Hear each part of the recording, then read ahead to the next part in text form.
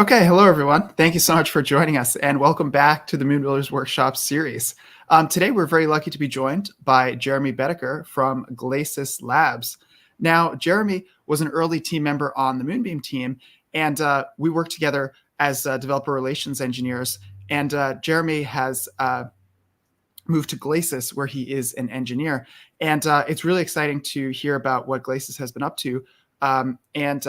I'm excited to tell you more about it today, and I'm excited to hear mostly from Jeremy, who's going to have a hands-on demo and also really get you into the hands-on components of what Glacis does and how it can help you as a smart contract developer.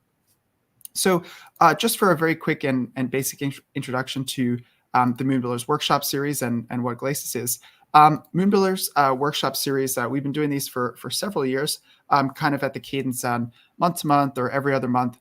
But it's meant to introduce you to important tools and components within the ecosystem. So whether that's things like building with Tenderly, or whether it's things like building cross-chain, all these workshops are meant to help you and kind of meant to be a launching point for you to investigate them and perhaps consider building with them yourself.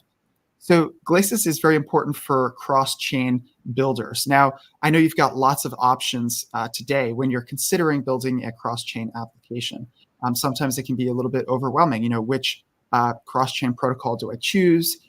Do I choose multiple ones? How do I integrate it into my application? And what happens if I want to switch at one point? So all of these questions and all of these kind of topics, Jeremy's going to help you with. And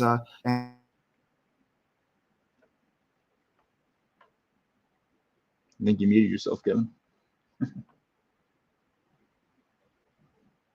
About that. How about now? We're okay? I can hear you. Yeah. Cool. I hit the audio cord for some reason and it muted me. But yeah, all these are topics that we'll talk about today. And so with that, I will hand it over to Jeremy. Yeah, thank you. So hello, everyone. It's been a while since I've been at a Moonbuilders Academy, but I'm excited to be back with Glacis. As Kevin said, I started out at Moonbeam, and I was doing a lot of cross-chain work with Axelar, Layer 0, and all these different GMP protocols.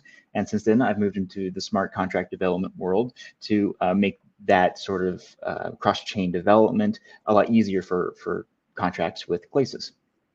So I have a little presentation for us, very, very short, and then we'll get into the demo very soon. But just to show off what we're doing with Glacis, I'll go into a couple of diagrams so that it's not too abstract. So for those of you who are unaware, Glacis is an abstraction and aggregation layer for cross-chain messaging. So if you want to send a cross-chain message and you don't want to choose how, then Glacis is the best layer to do it over. So similar to how Cloudflare has its internet stack, many abstractions over many layers, similar to how we do it in Web3, where we also have multiple layers, multiple ways of interacting with the Web3 world, especially for cross-chain connections. Glacis is the best layer to do it over because you don't have to choose which GMP that you want to use. You don't have to be locked in. You have a wide router to all the different pathways that you might want to use in your smart contract. With Glacis, you can send via any GMP you want. So in this diagram, imagine Axelar is GMP A and Layer 0 is GMP B. If you integrate Glacis into your connected smart contract, then you're able to send a message through either one or even both, right? So for example, if you wanted to send the same message through both Axelar and Layer 0, and you care most about speed, so you send through as many as you want, you don't care about money, then whatever gets hit first on the destination contract is going to be the one that executes first, and then all the other ones, their messages will be ignored. Or if you really care about security, then you could add a quorum to the destination chain. So for example, you could add a 2 of 2 quorum, and this Axelar message would be received first, for example, and then nothing would happen. And then the Layer 0 message would be received second, and then it'll go, oh, you just received two of two required messages, and then it would execute. And this increases the security of your cross-chain protocol because you're relying on two bridges instead of just one consensus mechanism. We also have additional features such as retry mechanisms. So imagine that you're sending through Axelar, and Axelar goes down for an hour because they're doing maintenance. Oops, I should have known that beforehand, but this is a really important message, and I've already burned my tokens or something, so I need to resend that same message without re-burning those tokens. So what you can do instead is send through a different network, even though you've already sent it through Axelar. You send the same message through layer 0, for example, and it gets executed on your destination chain. And once Axelar comes back up, you will receive that message via Axelar, but it will be ignored because it was already executed on layer 0 through that retry mechanism. So just sort of ideas about how to do cross-chain messaging have been integrated into Glacis, improving upon the original ideas that we've introduced in the past with workshops on Axelar and Wormhole and so on. So if you're interested in connected contracts, chain abstraction, and using bridges for logic, not just liquidity, then we're a really good place to start because, well, for you're not locked into one bridge implementation forever. So you don't have to use Axelar forever. You don't have to use a Wormhole forever. And it's not baked into your understanding of your smart contract. And you can be more secure because you are using multiple bridges. Now, just starting out, you might just want to use the fastest and cheapest route. That's totally fine. You can just set that as your configuration because, we're degens, we're doing it as fast. We want to move fast, break things, right?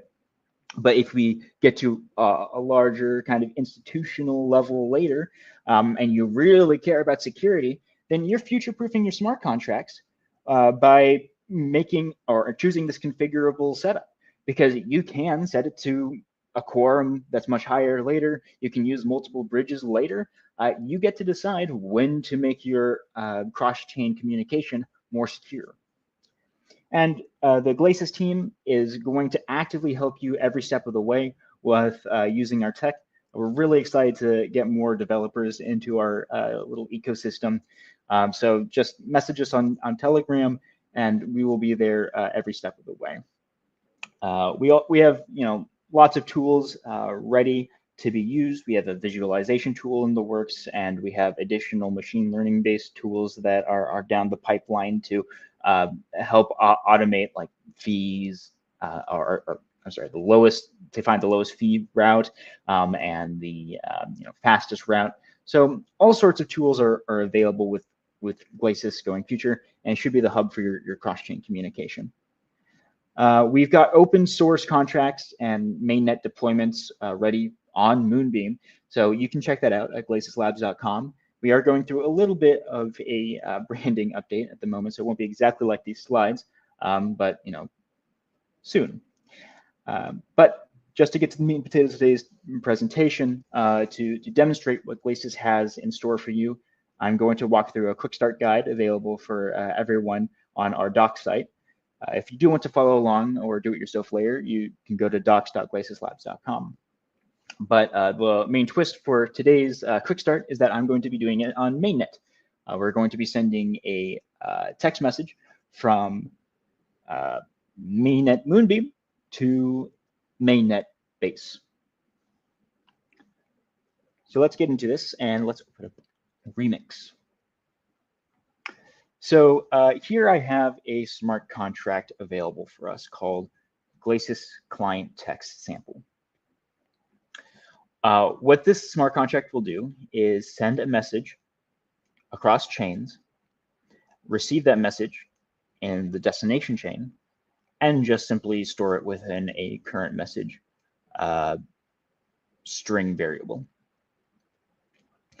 You'll note that this Glacis Client Text Sample is inheriting from the Glacis Client Ownable smart contract.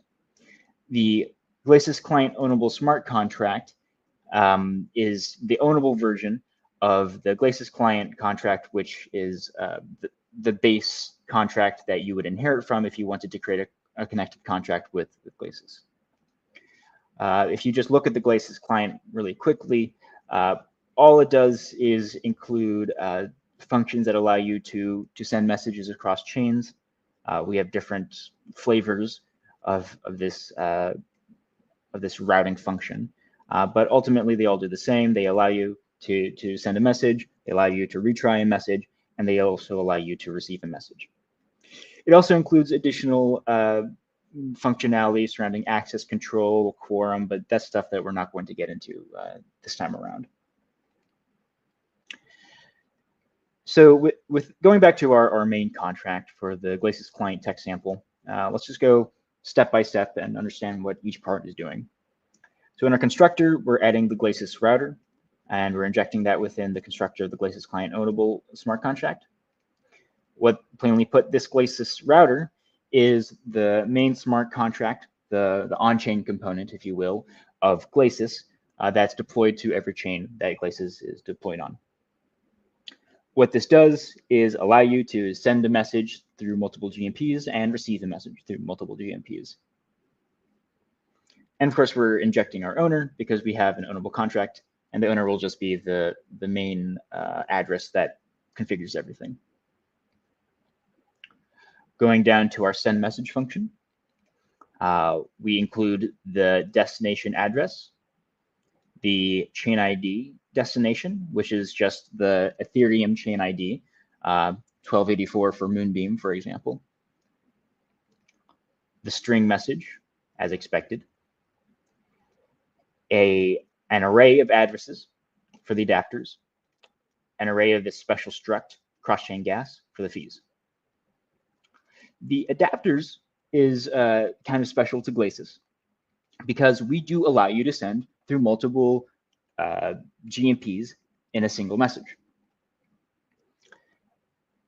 What you can do is set an address to 1 or 2 or 3 or 4. These special ints will indicate the default adapters that Glacis has in store for you. 1 for Axelar, 2 for layer 0, etc. These are the adapters that we maintain and provide for you as developers so that you can easily send from one chain to another via a GMP that you already know and love.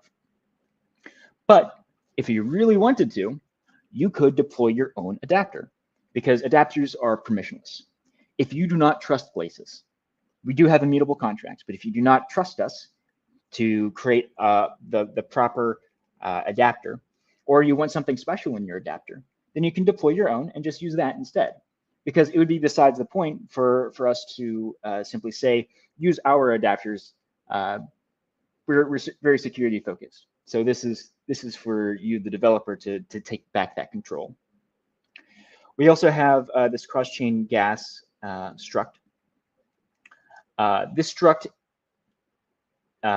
indicates the amount of native currency that you're going to be including and sending to each of these adapters to pay for the cross-chain gas.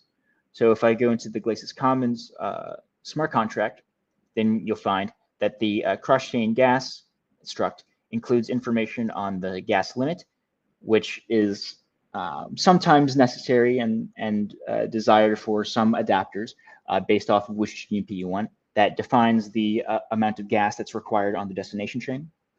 And we also have the most important one, which is the native currency value, which is like the amount of glimmer that you would include within the value of your message to pay for your cross-chain transaction. You should note that these two arrays should be the same length because every fee is connected to every adapter, and that the sum of the native currency should be the value that you are giving to this payable function to pay for the cross-chain gas. The routing, of course, sends this message as expected.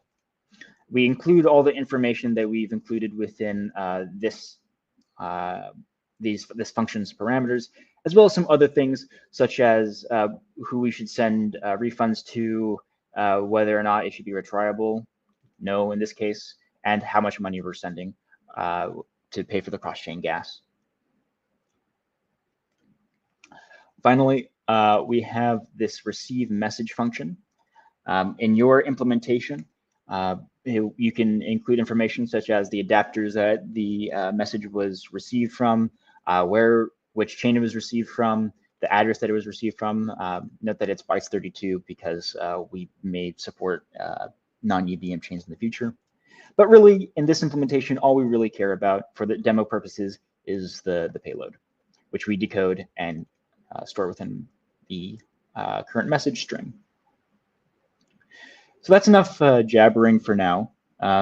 We can talk about better implementations in maybe a future episode. But just note that while this might be a little boring because we're just sending a text message, there are plenty of other things that this could be. This could be like a DAO instruction. This could be like depositing an NFT. This could be like a gaming interaction. If you have like a cross-chain contract that interacts with like this hub contract on Moonbeam, for example. So there are many implementations. This is just a generic one. So I'm currently, if you can see in my MetaMask right here, I'm currently on the Glacis mainnet.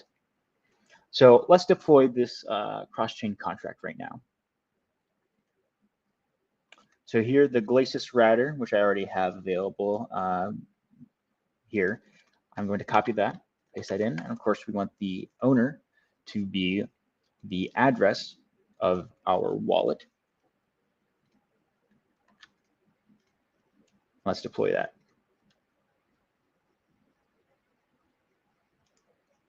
Okay.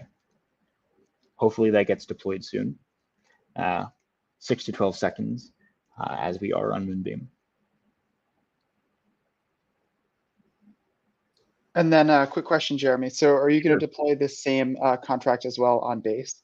Yes, I am, because we're going to be sending from Moonbeam to Base.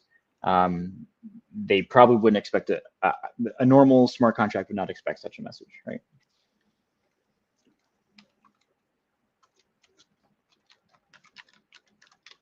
So I'm just going to put this text sample here before we switch chains. So I am going to switch chains now. Search up Base. Oh, whoa, Moonbase. Here's what I'm looking for. Okay. Now I take the Glacis router on Base and I go through the same process, the same owner. Let's deploy that again. Okay. And it will be the same smart contract, but with different, but with a different address. Okay, so now that we have both of them deployed, we do have to do a little bit of configuration to ensure that they accept each other's routes, because we need some form of security.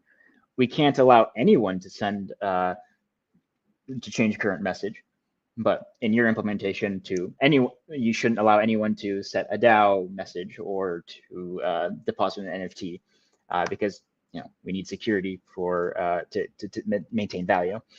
So what we can do is add an allowed route.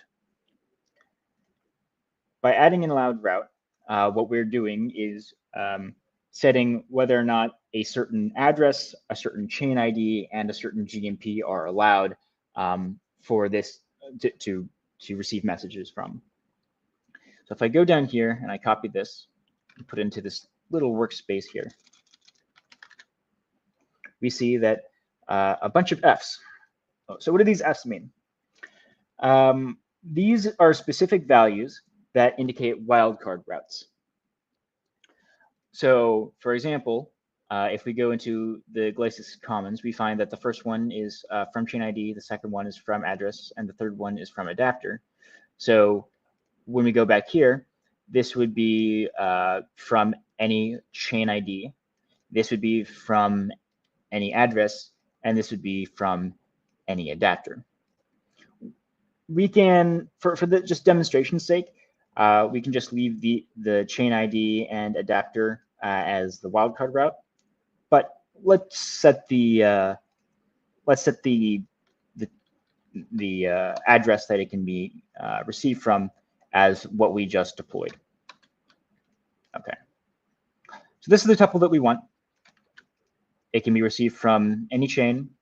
It can be received from this specific address, which is what we deployed on Moonbeam, because we are currently on base. And it can be received from any adapter. So let's throw that in there, transact. And now, once I confirm this, our destination contract has been successfully set. Okay, now let's go back to Moonbeam and initiate our cross-chain contract call. All right, so let's get this Moonbeam text sample contract out and about. So we set it in and we got it at that address. All right, now I think we're ready to send the message. We could configure it for base, but really the only one that needs to be configured is the one that's receiving the message. And in this case, we're just going to be sending from Moonbeam to base, but we could do it the other way around.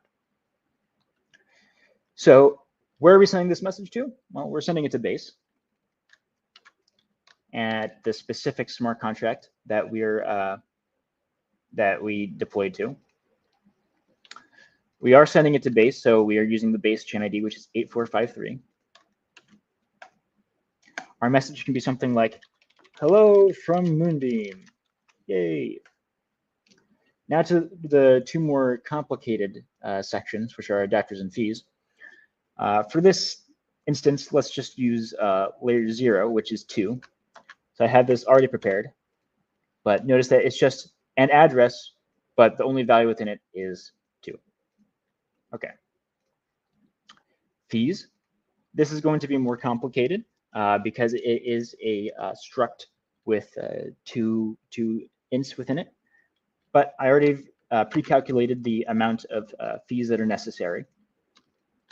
And I'm pasting it in here.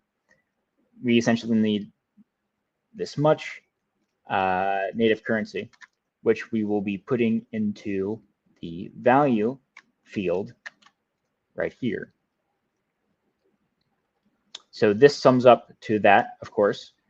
So this should be an OK message. So let's send that. And we are on Moonbeam. Good thing I checked. We include this much for our cross-chain gas. And let's send it across chains. All right. So I go into our block explorer. Now I can check to make sure that this is a message that's that actually exists. I'm glad that it does. And if we go into layer 0, hopefully we'll be able to scan for this message as well. So I'm going to just paste this here, and it might take a while for it to index because finality is still being found for Moonbeam. So while it's pending, I guess I could go into some of the other features that Glacis is planning on creating, namely put the scan that Glacis is working on. As you can see, layer 0 scan, very nice, very tidy. But we also have a scan coming up that'll help you see the status of all of your messages, because it's a real hassle if you have to open up 5 different screens for 5 messages, 5 different GMPs within a single message. So we are more of a unifying scan. But just to go back to our main topic, here layer 0 is has found our message. It is in flight from Moonbeam to base. Okay. And if we go onto Moonbeam, if you refresh, we find that there are some logs. So Glacis created the message ID. It paid the layer 0 DVN to send that message across chains. Packet sent is the event that tells layer 0 that what the message data is. And of course, you also get that data with the Glacis router message dispatched event. If we go back to layer 0, we see that it has been delivered. No errors occurred, so that's a good sign. If we go back to Remix and we go back to base within MetaMask,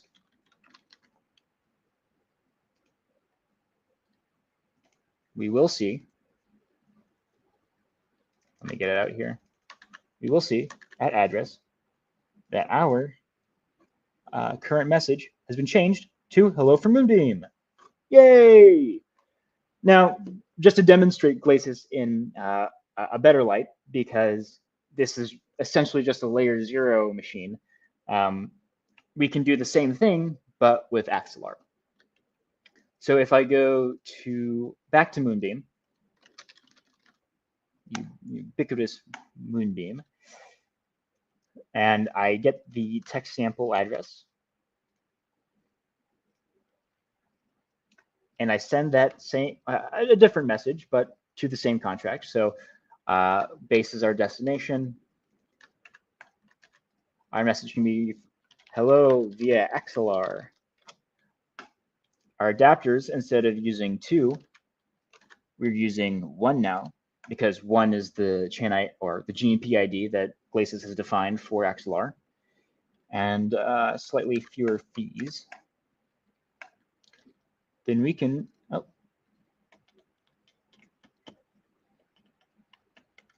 I've made a mistake. As you can see, it gives you an error because I did not include this fee data within the value of the transaction. Okay, whew, that worked.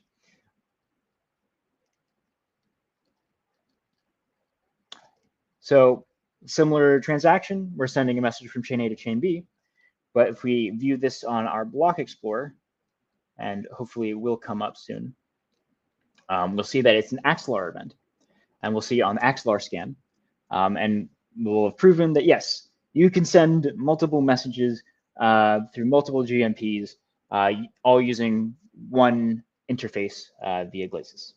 So if we look at the logs, sure, message ID created just like the last one, but here we have native gas paid for contract call via the Axelar gas service and the contract call via the Axelar gateway. And if we go on Axelar with this transaction hash and we search up for a new transaction, there's Moonbeam, one of the top players in our cross-chain contracts.